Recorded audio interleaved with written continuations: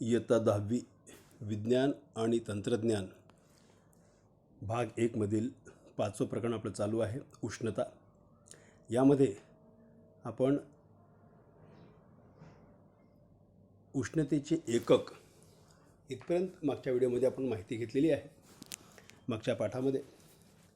त्यानंतर आता पुढचा मुद्दा आहे आपला, आणि विशेष म्हणजे कालच्या याच्यामध्ये आपण कॅलरी व जूल यांचा काय संबंध आहे, एक कॅलरी म्हणजे किती जूल किंमत असते याबद्दल माहिती घेतली.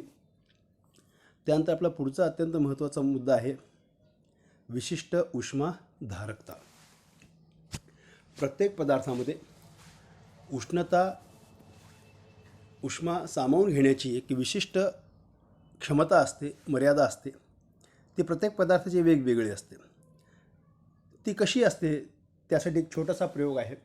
ती कशी जाणून घ्यायची त्यासाठी एक प्रयोग करण्यात आलेला आहे, आणि त्या प्रयोगाच्या माध्यमातून हे समजण्याला अत्यंत सोप्या अशा प्रकारचं हे विशिष्ट उष्माधारकता या ठिकाणी आपल्याला समजून घ्यायची आहे. या ठिकाणी 3 धातूचे समान मापाचे भरीव गोल या ठिकाणी आपल्याला दाखवण्यात आलेले आहेत. तांबे, शिसे आणि लोखंड. एक लोखंड, दुसरा तांबे आणि तिसरा शिसे, असे भरीव गोल घेतलेले आहेत. हे तिन्ही गोल उकळत्या पाण्यामध्ये काही वेळ ठेवले, समान कालावधीसाठी ठेवले. उकळत्या पाण्यामध्ये म्हणजे तापमान किती असेल? 100 अंश सेल्सिअस. उकळत्या पाण्याचं तापमान कितीही वेळ पाणी उकळतं ठेवलं तरी त्याचं तापमान किती असते? 100 अंश सेल्सिअस. तर उकळत्या पाण्यामध्ये त्यांना समान कालावधीसाठी, काही काळ म्हणजे तिघांचे काळ समान, 1 मिनिट, 2 मिनिट, 5 मिनिट, 10 मिनिट, जे काही असेल तेवढा वेळ त्यांना उकळत्या पाण्यामध्ये ठेवलं. म्हणजे तिघांनीही सारख्या प्रमाणात आपण त्यांना उष्णता दिलेली आहे, त्यांचं तापमान त्यांना मिळालेलं आहे. काही वेळानंतर त्यांना उकळत्या पाण्यातून बाहेर काढलं. तिन्ही गोळ्यांचे तापमान उकळत्या पाण्याच्या तापमान एवढं म्हणजे 100 अंश सेल्सिअस एवढे असेल. त्यांना लगेच मेणाच्या जाड थरावर ठेवलं. हा मेणाचा थर आहे, हा सगळा मेणाचा थर आहे. मेण उष्णता मिळाल्यानंतर वितळते, त्यामुळे त्यांना काय केलं? मेणाच्या जाड थरावर तिघांनाही विशिष्ट अंतर ठेवलं. तर असं लक्षात येते की लोखंड, तांबे आणि शिसे या तिघांना ठेवल्यानंतर यांच्यापासून मिळणाऱ्या उष्णतेमुळे मेण वितळतं, आणि वितळल्यानंतर तो धातूचा गोळा आहे तो आतमध्ये रुतला जातात तिन्ही. तर त्यामध्ये प्रत्येकाची त्या मेणाच्या थरामध्ये रुतण्याची जी पातळी आहे ती वेगवेगळी आहे असं आपल्याला दिसून येते. लोखंडाचा जो गोळा आहे तो जास्त खोल जातो. शिसे तिघांमध्ये सगळ्यात कमी खोल रुतला, आणि तांबे दोघांच्या दरम्यान आहे. तो सगळ्यात कमी शिसे आणि सगळ्यात जास्त लोखंड, त्या दोघांच्या दरम्यानची खोली कोणी गाठलेली आहे? तांबे या गोळ्याने गाठलेली आहे. आता तिघांनाही सारख्या वेळेपर्यंत समान तापमानामध्ये ठेवल्यानंतर तिघांनीही ग्रहण केलेली उष्णता कशी आहे? वेगवेगळी आहे. एखादा पदार्थ जेवढी उष्णता ग्रहण करतो तो जेव्हा उष्णता बाहेर टाकतो तर जेवढी ग्रहण केली त्यापैकीच बाहेर टाकणार. म्हणजे लोखंडाने जेवढी उष्णता बाहेर टाकली ती त्याने तेवढी ग्रहण केलेली होती. तांब्याने जेवढी उष्णता बाहेर टाकली ती त्याने ग्रहण केलेली होती, आणि शिशाच्याही बाबतीत तेच आहे. म्हणजे तिन्ही गोळे वेगवेगळ्या धातूचे आहेत, एक लोखंड, तांबे आणि शिसे. तिघांनाही समान तापमानाच्या उकळत्या पाण्यामध्ये काही काळ ठेवल्यानंतर त्या तिघांनीही समान उष्णता ग्रहण केली का? नाही. तिघांनीही ग्रहण केलेली उष्णता वेगवेगळी आहे, आणि त्यामुळं त्यांच्यातून बाहेर पडलेली जी उष्णता आहे, बाहेर पडलेला जो उष्मा आहे तो सुद्धा वेगवेगळा आहे या ठिकाणी असं आपल्याला दिसून येतं. यावर असे दिसून येते की तापमान सारख्या प्रमाणात वाढण्यासाठी तीनही गोळ्यांनी उकळत्या पाण्यापासून शोषलेली उष्णता ही भिन्न आहे. तापमान 100 अंश सेल्सिअसपर्यंत त्यांचं वाढलेलं आहे, परंतु त्यांनी घेतलेली जी उष्णता आहे ती वेगवेगळी आहे. म्हणजे उष्णता शोषून घेण्याच्या प्रत्येक गोळ्याचा गुणधर्म हा कसा आहे? वेगळा आहे. या गुणधर्मास विशिष्ट उष्माधारकता असं म्हणतात, स्पेसिफिक हीट कॅपॅसिटी, विशिष्ट उष्माधारकता. आता याची व्याख्या कशी करता येईल? एकक वस्तुमानाच्या पदार्थाचे तापमान. एकक वस्तुमानाचा पदार्थ म्हणजे 1 ग्रॅम असेल, 1 किलोग्रॅम असेल, जे काही असेल त्याचं एकक, याचं युनिट, ते एकक वस्तुमानाच्या पदार्थाचे तापमान 1 अंश सेल्सिअसने वाढवण्यासाठी जी उष्णता लागते किंवा त्यासाठी लागणारी उष्णता म्हणजे त्या पदार्थाची विशिष्ट उष्माधारकता होय. एखाद्या पदार्थाचं तापमान 1 अंश सेल्सिअसने वाढवण्यासाठी त्याला जेवढी उष्णता द्यावी लागते किंवा तो जेवढी उष्णता ग्रहण करतो ती उष्णता म्हणजे त्या पदार्थाची विशिष्ट उष्माधारकता आहे. आणि ही उष्माधारकता प्रत्येक पदार्थाची वेगवेगळी असते. आता ही जी उष्माधारकता आहे ही कशाने मोजतात, त्याचं एकक काय आहे? विशिष्ट उष्माधारकता ही सी या चिन्हाने दर्शवितात, छोटं सी, दुसऱ्या ABCDतलं स्मॉल सी.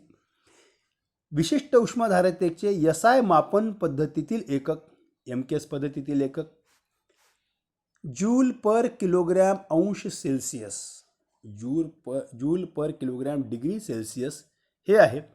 तर CGS पद्धतीमध्ये मापनाच्या 2 पद्धती, MKS आणि CGS. MKSला SI पद्धत असंही म्हणतात.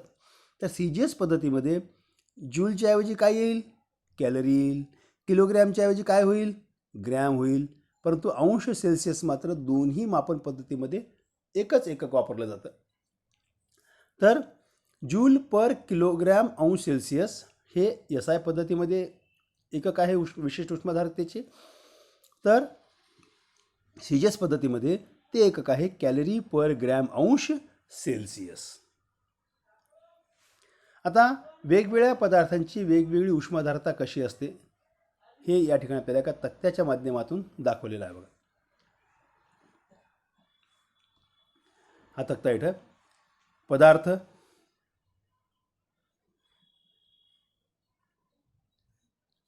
पदार्थ, त्याची विशिष्ट उष्माधारकता, पदार्थ आणि विशिष्ट उष्माधारकता म्हणजे 1 2 3 4 5 6 7 8 पदार्थ या ठिकाणी दिलेले आहेत. सगळ्यात जास्त विशिष्ट उष्माधारकता कशाची आहे? पाण्याची आहे. पाणी जास्तीत जास्त उष्णता शोषून घेतो. सर्वसाधारणपणे एखाद्या पदार्थाला थंड करण्यासाठी पाण्याचा वापर करतात. त्याची विशिष्ट उष्माधारकता सगळ्यात जास्त आहे. बाकी सगळे दशांशामध्ये आहेत आणि पूर्णांकामध्ये कोण आहे? पाणी आहे. पॅराफिन 0.54, रॉकेल 0.52, ॲल्युमिनियम 0.215, लोखंड 0.110, तांबे 0.095. अशा पद्धतीने पाऱ्याच किती आहे? 0.033 कॅलरी पर ग्रॅम अंश सेल्सिअस. ही कशामध्ये दिलेली आहे? कॅलरी पर ग्रॅम अंश सेल्सिअसमध्ये, म्हणजे CGS पद्धतीमध्ये ही विशिष्ट उष्माधारकता व्यक्त या ठिकाणी केलेली आपल्याला आढळून येते. आता एखाद्या पदार्थाला तापवले असता तो पदार्थ किती उष्णता शोषून घेतो यासाठी एक सूत्र आहे. त्यासाठी त्या पदार्थाचं वस्तुमान किती आहे ही माहिती असणं आवश्यक आहे. ज्या पदार्थाला आपण उष्णता देत आहोत त्या पदार्थाची विशिष्ट उष्माधारकता किती आहे? ते तांबे आहे, लोखंड आहे, शिशी आहे का ॲल्युमिनियम आहे, कोणता धातू आहे किंवा एखादा द्रव असेल, पाणी असेल, रॉकेल असेल, कोणताही असेल, ते पदार्थ त्याची विशिष्ट उष्माधारकता किती आहे ती माहीत असणं आवश्यक आहे. आणि तापमान किती अंशाने वाढवायचं आहे, तापमानातील फरक किती आहे, किती अंश सेल्सिअस तापमानात वाढ करायची आहे, ह्या तिघांचा जर गुणाकार केला तर आपल्याला त्या पदार्थाने किती उष्णता शोषून घेतली याचं उत्तर सापडू शकते. पदार्थाने शोषून घेतलेली उष्णता बरोबर त्या पदार्थाचे वस्तुमान M, त्या पदार्थाची विशिष्ट उष्माधारकता C आणि डेल्टा T. हे डेल्टा T काय आहे? डेल्टा T येथे तापमानातील वाढ आहे. एखाद्या पदार्थाने उष्णता शोषून घेतली म्हणजे याचा अर्थ काय होतो? पूर्वी त्याचं तापमान कमी होतं, आता त्याने उष्णता शोषून घेतली तेव्हा त्याचं तापमान वाढलेलं आहे. पूर्वी समजा तापमान 20 अंश सेल्सिअस असेल, आता त्याचं तापमान किती झालेलं आहे? 30 अंश सेल्सिअस झालेलं आहे असं गृहीत धरू आपण. म्हणजे डेल्टा T किती येईल? 30 मधून 20 जर वजा केले कितीने तापमान वाढलेलं आहे? 10 अंश सेल्सिअस. पूर्वी तापमान होतं 20 अंश सेल्सिअस, त्यानंतर तापमान वाढलेलं आहे किती? 30 अंश सेल्सिअस. म्हणजे तापमान कितीने वाढलेलं आहे? 10ने. म्हणजे 30 मधून 20 वजा केले तर उत्तर आपल्याला मिळतं 10°C, म्हणजे या ठिकाणी डेल्टा टीची किंमत किती राहील? 10°C. म्हणजे तापमानातील वाढ किती आहे? ही जी वाढ आहे ते म्हणजे डेल्टा टी. हे जे त्रिकोण चिन्ह दिसते आपल्याला, याला डेल्टा असं म्हणतात. अप्पर डेल्टा आणि अजून एक डेल्टा आपल्याला माहीत आहे, हे अशा प्रकारचं. तर हे डेल्टा टी म्हणजे तापमानातील फरक, म्हणजे चेंज इन टेम्परेचर, तापमानात फरक किंवा एखाद्या राशीमध्ये फरक लक्षात येण्यासाठी, तो नोंदवण्यासाठी डेल्टा हे चिन्हसुद्धा हे डेल्टा चिन्ह वापरलं जातं. तर पदार्थाने शोषून घेतलेली उष्णता ह्या सूत्राने आपल्याला मिळते. तसंच समजा एक पदार्थ आहे, तो उष्ण आहे, गरम आहे, आणि काही वेळानं काय होतो, तो थंड होतो, त्यातली उष्णता बाहेर टाकली जाते. आता त्या पदार्थाने किती उष्णता बाहेर टाकली हे सुद्धा आपल्याला याच सूत्राने मिळते. सूत्र तेच आहे, थोडासा फरक राहील. पदार्थाने शोषून घेतलेली उष्णता, तसे पदार्थाने गमावलेली उष्णता, बाहेर टाकलेली उष्णता किती आहे, त्या पदार्थाचं वस्तुमान, त्या पदार्थाचं विशिष्ट उष्माधारकता, स्पेसिफिक हीट कॅपॅसिटी, आणि डेल्टा टी, पदार्थाने गमावलेली उष्णता म्हणजे अगोदर त्याचं तापमान असेल 30°C, आता त्याने उष्णता बाहेर टाकल्यामुळे त्याचं तापमान किती झालेलं आहे, 20°C. मागच्या उदाहरणापेक्षा थोडं वेगळं आहे, समजण्यासाठी तेच उदाहरण घेतलेलं आहे मी. आपण संख्या तापमानाच्या तेवढ्याच घेतलेल्या आहेत. अगोदर तापमान 30°C आहे, आता उष्णता बाहेर टाकल्यानंतर त्या पदार्थाचं तापमान झालेलं आहे 20°C. एखादं पातेलं असेल, वरण असेल, भाजी असेल, आपण जेवताना काय करतो, ते ठेवलेलं असतं तसं. काही वेळानं ते काय होते, थोडं थंड झालेलं दिसते आपल्याला. ते का झाले थंड, त्यातून उष्णता बाहेर पडलेली आहे. आता तापमान कमी झालं, म्हणजे एखाद्या पदार्थाने गमावलेली उष्णता आपल्याला, तर गमावलेली उष्णता जर पाहिजे असेल तर त्या पदार्थाने अगोदर जास्त तापमान असते, नंतर कमी होते, मग जास्तमधून कमी तापमान वजा करायचं. जे उरलेलं तापमान आहे ते काय आहे, ते आहे डेल्टा टी, तापमानातील घट. तर हे अत्यंत एकदम साधं सोपं आणि अत्यंत महत्त्वाचा मुद्दा आहे. त्यानंतर अतिशय जबरदस्त अशा प्रकारचं एक उष्णता विनिमयाचं तत्त्व जे आहे त्याच्याकडे आपण आता हळूहळू जाणार आहोत. त्यासाठी उष्णतेची देवाणघेवाण कशी असते, एका पदार्थाकडून उष्णता दुसऱ्या पदार्थाकडे कशी जाते, ह्याबद्दल आपण थोडीशी आता माहिती घेऊ. उष्णतेची देवाणघेवाण.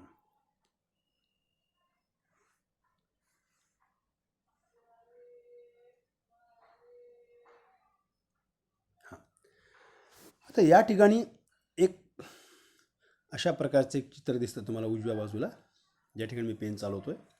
त्यामध्ये ही उष्णतारोधक पदार्थाची पेटी आहे, म्हणजे आतली उष्णता बाहेर जात नाही आणि बाहेरची उष्णता आत येत नाही. म्हणजे आतमध्ये जी काही उष्णता आहे ती तशीच राहते.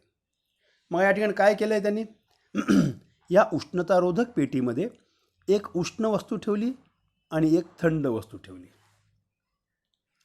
आणि काही वेळानंतर असं लक्षात आलं की उष्ण वस्तू काही प्रमाणात थंड झालेली आहे आणि थंड वस्तू काही प्रमाणात उष्ण झालेली आहे.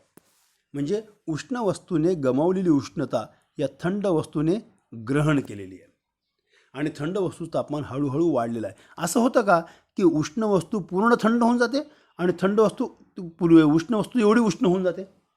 असं नाही होत.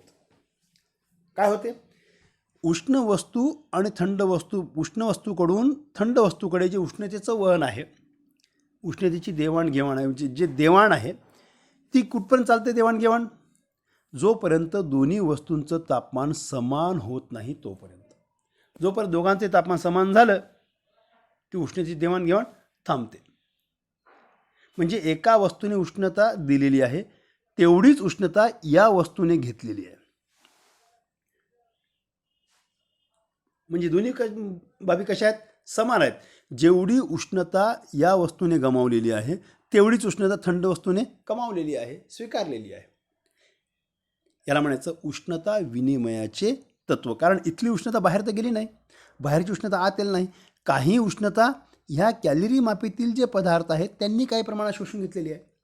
म्हणजे उष्ण वस्तूने गमावलेली उष्णता बरोबर काय होईल, थंड वस्तूने ग्रहण केलेली उष्णता, असं आपल्याला या ठिकाणी दिसून येईल. हे जे सूत्र आहे, उष्ण वस्तूने गमावलेली उष्णता बरोबर थंड वस्तूने ग्रहण केलेली उष्णता आहे, या तत्वाला उष्णता विनिमयाचे तत्व असे म्हणतात. म्हणजे हे दोन्ही पदार्थ बाह्य उष्णतेपासून, बाह्य वातावरणापासून जर अलिप्त ठेवले तर हे दोन्ही कसे होईल, उष्ण वस्तूने गमावलेली उष्णता आणि थंड वस्तूने कमावलेली उष्णता, ग्रहण केलेली उष्णता, दोन्ही कसे असतील, समान होतात. हा आहे उष्णता विनिमयाचे तत्व. आता पुढे, आता हे जे आहे उष्णता विनिमयाच्या तत्वानुसार एखाद्या पदार्थाने ग्रहण केलेली उष्णता, दुसऱ्या पदार्थाने उत्सर्जित केलेली उष्णता, गमावलेली उष्णता, याचं मापनसुद्धा आपल्याला या ठिकाणी करायचं. विशिष्ट उष्माधारकतेचे मापनसुद्धा या माध्यमातून आपल्याला करता येऊ शकते. त्यासाठी एक उपकरण असतं, ते आपल्या शाळेमध्ये आपण मागच्या वर्षी पाहिलेलं आहे. त्याला म्हणतात, त्या उपकरणाला म्हणतात कॅलरी मापी. एक लाकडी पेटी असते, त्या लाकडी पेटीमध्ये एक तांब्याची वाटी ठेवलेली असते आणि त्याच्या भोवताली, ठीक आहे, मी तुम्हाला ते उपकरण दाखवतो.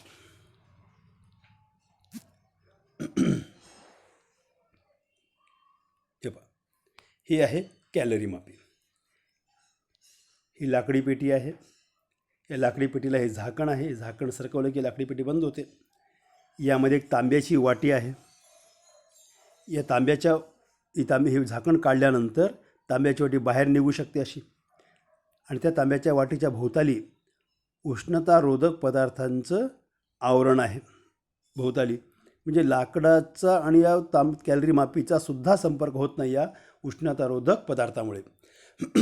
आणि ही जी तांब्याची वाटी आहे, ही कॅलरी मापी आहे. याच्यामध्ये उष्ण पदार्थ टाकला, याच्यामध्ये पाणी टाकलं, आणि कॅलरी मापी आणि ह्या गरम पदार्थाने सोडलेली उष्णता हा कॅलरी मापी ग्रहण करतो आणि ते पाणी ग्रहण करतं. म्हणजे ह्या पदार्थांनी सोडलेली उष्णता ही पाण्याने ग्रहण केलेली उष्णता आणि कॅलरी मापीने ग्रहण केलेली उष्णता दोघांच्या बेरजे एवढी असते. म्हणजे ही आतली तांब्याची वाटी आहे असं गृहीत धरा. ही जी वाटी आहे ही अशी बाहेर आहे समजा. यामध्ये एक धातूचा गोळा टाकला जातो, त्याच्यामध्ये पाणी आहे. पाण्याचं आकारमान किती आपल्याला दिलं जातं, 100 ग्रॅम 200 ग्रॅम जे काय असेल, जेवढं त्याच्यामध्ये मावतं त्या हिशोबाने 50 ग्रॅम तेवढं पाणी असतं. त्या पाण्याचं तापमान दिलेलं असतं. त्या पाण्याचं तापमान आणि हे ज्या धातूचं आहे हे कॅलरी मापी, सहसा ते तांब्याचं असतं, त्या कॅलरी मापीचं तापमान, हे दोघांचं तापमान कसं राहील, सारखंच राहील. आणि हा गोळा यात टाकल्यानंतर हे झाकण लावलं, आणि इथं हा जो चिमटा दिसतोय, हा चिमटा बरोबर या ठिकाणी, म्हणजे हे या छिद्राच्या जवळ येतं इथं, या ठिकाणी इथे तापमापी बसवलेला असतो. आणि इथे एक ढवळणी आहे बघा, या ठिकाणी मध्ये दिसते, या ठिकाणी मध्ये एक ढवळणी दिसते बघा. ढवळणी म्हणजे काय आहे, एक तार असते अशी, आणि ते तांब्याची तार अशी गोल केलेली आहे. म्हणजे आणि त्याचं हे जे वरचं तोंड आहे हे बाहेर आहे बघा या ठिकाणी. म्हणजे ह्या तोंडाला हलवलं असं की आतमध्ये हे पूर्ण रिंग घालतं आणि मधलं पाणी ढवळलं जातं. अशा प्रकारचे कॅलरी मापीचं उपकरण आहे. हे आपण पुन्हा बघू प्रत्यक्षामध्ये वर्ग सुरू झाल्यानंतर. आता हा जो कॅलरी मापी आहे, ह्या कॅलरी मापी उपकरणाचा उपयोग विशिष्ट उष्माधारकतेच्या मापन करण्यासाठी करण्यात येतो.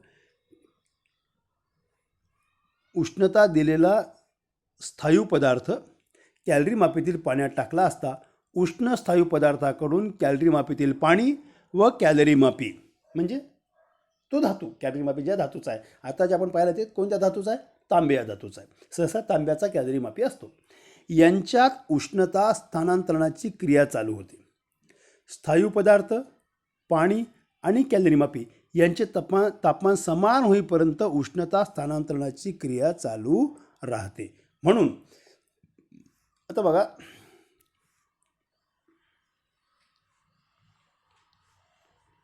हा कॅलरी मापी आहे. यामध्ये पाणी आहे आणि स्थायू पदार्थ यामध्ये टाकला आहे उष्ण. अगोदर हे जे कॅलरी मापी आहे यातलं जे पाणी आहे याचं काहीतरी तापमान असेल, ते तापमान, या पाण्याचं वस्तुमान, या कॅलरी मापीचं वस्तुमान, पाण्याची विशिष्ट उष्माधारकता, या कॅलरी मापीची विशिष्ट उष्माधारकता, ही सगळी आपल्याला माहिती पुरवलेली असते. हा जो धातूचा गोळा आहे, हा धातूचा गोळा कोणत्या धातूचा आहे, त्याची विशिष्ट उष्माधारकता, त्याचे तापमान, किती अंश सेल्सिअस तापमान तो पाण्यात टाकलेला आहे, आणि मग ह्या उष्ण गोळ्याने बाहेर टाकलेली उष्णता ही पाण्याने ग्रहण केलेली उष्णता आणि कॅलरी मापीने ग्रहण केलेली उष्णता दोघांच्या बेरजे एवढी असते. बघा, उष्ण स्थायूने गमावलेली उष्णता बरोबर कॅलरी मापीने ग्रहण केलेली उष्णता, म्हणजे ह्या वाटीने ग्रहण केलेली उष्णता अधिक कॅलरी मापीतील पाण्याने, यामधलं जे पाणी आहे त्या पाण्याने ग्रहण केलेली उष्णता, हे कसे असतात, या दोघांच्या बेरजे एवढी उष्णता उष्ण स्थायू पदार्थाने गमावलेली उष्णता असते. आता पुढे बघू आपण. आता मिनिट. हां, उष्ण स्थायूने गमावली उष्णता, आपल्याला सूत्र माहीत आहे. उष्ण स्थायूने गमावली उष्णतासाठी चिन्ह काय दिलेलं आहे, क्यू दिलेलं आहे. पाण्याने ग्रहण केलेली उष्णता Q1 आणि कॅलरी मापीने ग्रहण केलेली उष्णतासाठी Q2 हे चिन्ह दिलेलं आहे. उष्ण स्थायूने गमावलेली उष्णता, स्थायूचे वस्तुमान MC डेल्टा टी आठवते ना, वरती गेलेलं आहे. स्थायूची विशिष्ट उष्माधारकता म्हणजे C, तापमानातील घट डेल्टा टी, तापमानातील घट होईल आता, कारण याने उष्णता गमावलेली आहे. आधी उष्णता जास्त राहणार, मग नंतर कमी होणार. आणि कुठपर्यंत कमी होणार, तापमापी, पाणी आणि स्थायू या तिघांची उष्णता समान होईपर्यंत हे उष्णतेची देवाणघेवाण चालणार.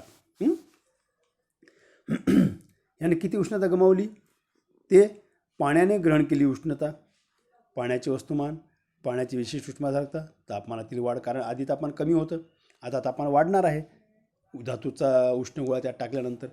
त्यानंतर आहे कॅलरी मापीने ग्रहण केलेली उष्णता, कॅलरी मापीचे वस्तुमान, कॅलरी मापीच्या द्रव्याची विशिष्ट उष्माधारकता व तापमानातील वाढ. कॅलरी मापीच्या द्रव्याची म्हणजे कोणत्या धातूचं कॅलरी मापी बनवलेलं आहे त्याची विशिष्ट उष्माधारकता. तांब्याचं असेल तर तांब्याचं, लोखंडाचं असेल तर लोखंडाचं, चांदीचं असेल तर चांदी, ज्या कोणत्या पदार्थाचं कॅलरी मापी बनवलेलं आहे, कॅलरी मापीची वाटी बनवलेली आहे त्या पदार्थाची विशिष्ट उष्माधारकता. आणि तापमानातील वाढ, इथे सुद्धा वाढ आहे, इथे सुद्धा वाढ आहे, कारण पाणी आणि कॅलरी मापी यांच्या तापमानात वाढ होते तर धातूचा गोळा जो आहे तो उष्णता उत्सर्जित करतो, उष्णता गमावतो, त्यामुळे तापमानातील घट या ठिकाणी घेतलेली आहे. आता इथं काय दिसते आपल्याला, Q बरोबर Q1 अधिक Q2. स्थायूने गमावली उष्णता Q. त्यानंतर कॅलरी मापीने ग्रहण केलेली उष्णता अधिक पाण्याने ग्रहण केलेली उष्णता. या सूत्राच्या सहाय्याने पदार्थाची विशिष्ट उष्माधारकता किती ते काढता येते, आणि ती कशी काढतात ते आपण उदाहरण सोडवताना आपण त्याचा अभ्यास करणार आहोत. आज किती झालेला हा व्हिडिओ, 23 मिनिटाचा व्हिडिओ झालेला आहे. तुम्ही एवढा अभ्यास करून ठेवा, सूत्र चांगलं समजून घ्या, कॅलरी मापीबद्दल चांगली माहिती ठेवा, कारण पुढचे जे उदाहरण आहेत त्यामध्ये दिलेली माहिती भरपूर असते आणि ती माहिती दिलेल्या सूत्रामध्ये ठेवण्यासाठी फक्त आपलं अवधान चांगलं असलं पाहिजे, लक्ष केंद्रित करून अशा प्रकारची माहिती भरून ते सोडवलं तरी उदाहरणं खूप सोपी असतात. ते उदाहरण कसं सोडवायचं आपण पुढच्या व्हिडिओमध्ये, पुढच्या पाठामध्ये आपण पाहू. ठीक आहे. ज्या मुलांकडे हे अँड्रॉइड मोबाईल नाही, त्यांच्याकडे व्हॉट्सअप नाही, त्या विद्यार्थ्यांना, आपल्या मित्रांना आपल्यासोबत अभ्यासाला घेऊन बसा. सोशल डिस्टन्सिंगचा वापर करा आणि जास्तीत जास्त वेळ अभ्यासामध्ये घालवा, जास्त बाहेर पडू नका.